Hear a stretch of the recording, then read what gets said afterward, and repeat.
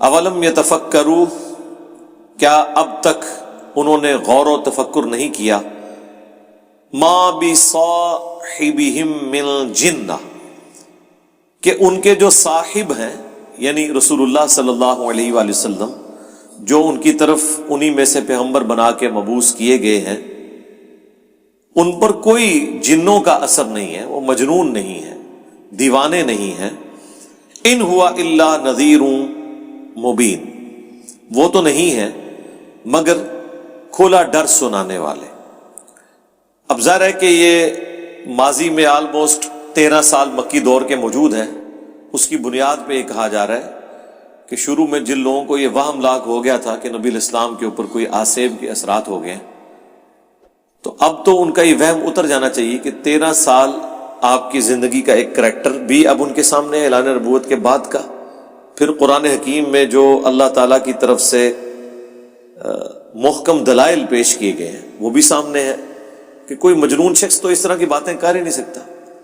دنیا میں بھی جو شخص ذہنی توازن کھو بیٹھے یا اس کے اوپر کوئی آسیب کا اثر ہو جائے، جنات کا اثر ہو جائے، تو وہ کچھ عرصے میں ہی پتہ چل جاتا ہے کہ یہ بندہ، اس کا ذہنی توازن درست نہیں رہا، یا اس کے اوپر کوئی ایسی چیز کا اثر ہو گیا جس کی وجہ سے وہ بہکی باتیں کر رہا ہے۔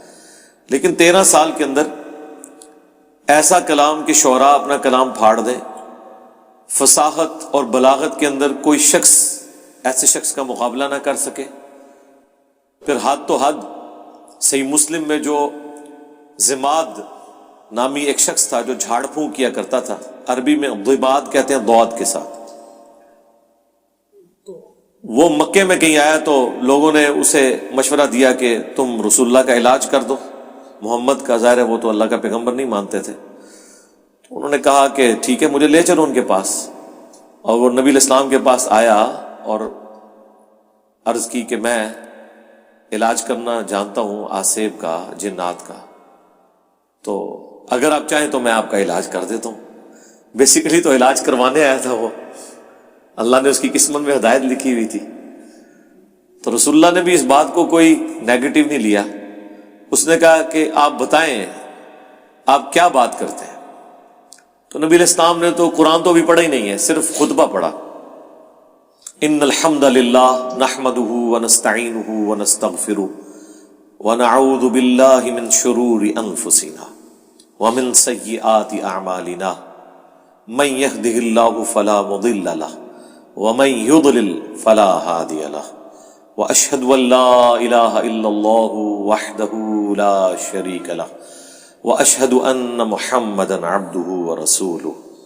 جناب کیا کیفیت طاری ہوگی اس بندے کے اوپر۔ اس نے کہا جی ذرا ایک بار دوبارہ مجھے سنائیں۔ تو نبی علیہ السلام نے یہی جب کلمات دوبارہ ریپیٹ کیے تو وہ کلمہ پڑھ کے مسلمان ہو گیا کہ یہ جس شخص کے اوپر اس طرح کے اثرات ہوں وہ اس طرح کی باتیں نہیں کرتا ہے، تو بڑا یونیک کلام ہے۔ قرآن نہیں تھا، صرف رسول اللہ کی فصاحت اور بلاغت سنی اس نے۔ تو اب یہ سب کچھ دیکھنے کے بعد ایٹ لیسٹ ان لوگوں کو تو ایمان لے آنا چاہیے تھا جو نبی علیہ السلام کے مخالفین تھے، اور انہوں نے علاج کے لیے اپنی طرف سے ایک بڑا ایکسپرٹ آدمی بھیجا۔ وہ ایکسپرٹ قائل ہو گیا کہ بھائی میں اس فیلڈ کا ایکسپرٹ ہوں، یہ شخص مجنون نہیں ہے۔ جو مجنون آپ کو گمان کر رہے تھے ان کی تو وہ فیلڈ ہی نہیں تھی، وہ تو صرف گالی گلوچ تک تھے، اندازے لگا رہے تھے۔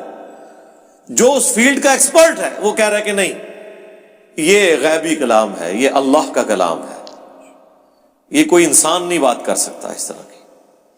لیکن دیکھیں ہدایت پھر بھی اسی اکیلے کو ہی ملی ہے، جس طرح کہ موسیٰ علیہ السلام کے مقابلے پر جادوگر ہی ایمان لے کر آئے۔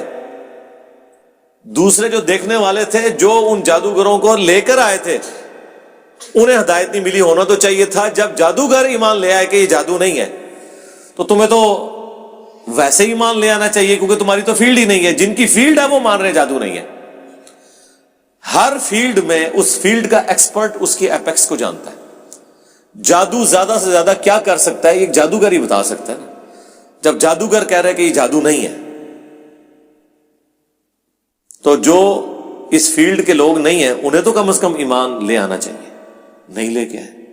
اسی طریقے سے جب جھاڑ پھونک کرنے والا ایک شخص جو جنات کا اثر نکالنے والا ہو، وہ شخص یہ کلیم کر دے کہ یہ نبی مجنون نہیں ہے، واقعی یہ اللہ کے پیغمبر ہے، تو باقیوں کے تو انکار کی کوئی گنجائش ہی نہیں بنتی، باقی تو شاہی کوئی نہیں.